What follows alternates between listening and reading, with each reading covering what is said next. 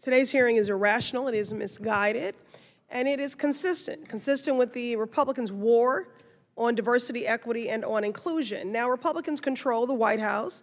They've rigged the Supreme Court. They have majorities in both chambers of Congress, and they are using the full weight of that power, the full force of that, and your taxpayer dollars, might I add, of this federal government in this moment to enact precise harm on working families. There are no oversight hearings on high unemployment and the rising costs, and there are no hearings on protecting voting rights or affordable health care coverage.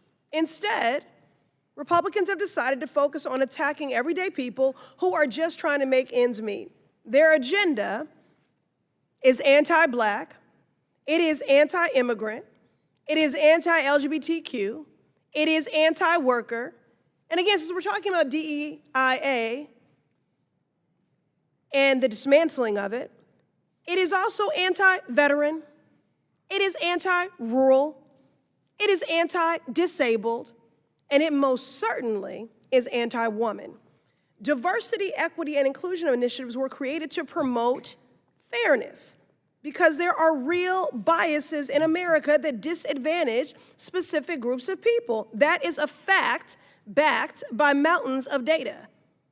While there has been progress, the work is unfinished. Actually, the work is piling up due to Republicans emboldening greater discrimination while simultaneously dismantling civil rights protections. For example, women face systemic gender discrimination. I know you can't tell by looking at the Republican Party, but women make up 50% of this country, and we deserve equal rights. So I'm going to start with a simple question, and Ms. Felcher-Stepman, I'm going to begin with you because actually the fact that your women's forum even exists, some might even consider that to be a DEI initiative. But let me just ask you a question. Do you believe America should have gender equality, meaning that women and men should have equal rights under the Constitution and our laws? Yes or no? I believe that women and men yes or no? do have yes equal rights or under no? the Constitution. Yes or no? One more time to keep it clean here. Do you believe America should have gender equality, meaning that women and men should have equal rights under the Constitution and our laws? Yes or no? I believe they should have equal rights, yes. Okay. And Dr. Shire, yes or no? Yes. Mr. Gonzalez, yes or no?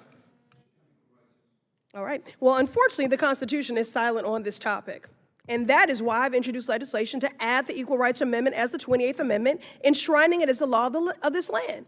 Now, look, y'all, every Democrat in the House has signed on to my bill, but I'm still waiting on my Republican colleagues to join. So until we are able to codify gender equality in the Constitution, diversity, equity, and inclusion policies have supported women in every aspect of their lives. For example, women have served in the military for more than 200 years, yet Republicans and your anti-diversity campaign have denied multiple women promotions just because they are women, not to mention those that have just been fired.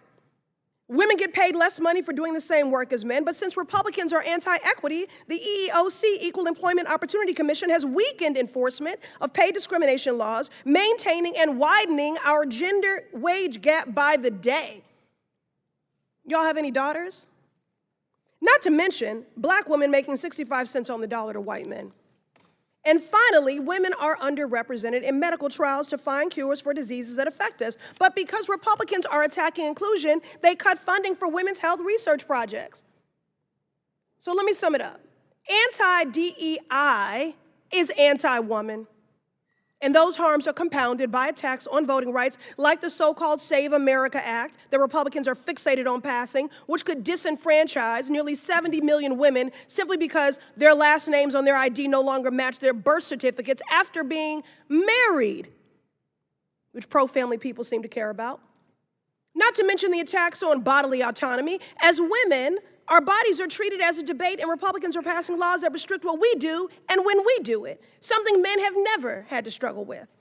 So when it comes to Republicans on this committee who are all men, enacting more harm on women through anti-DEI hearings like this one, we need to call it out and fight back. Mr. Chair, I ask unanimous consent to enter into the record this June 2026 article from Afrotech titled Civil Rights Organizations and Nonprofits Sign Letter Demanding Transparency and Response from the Trump Administration Regarding DEIA Ban. Without objection.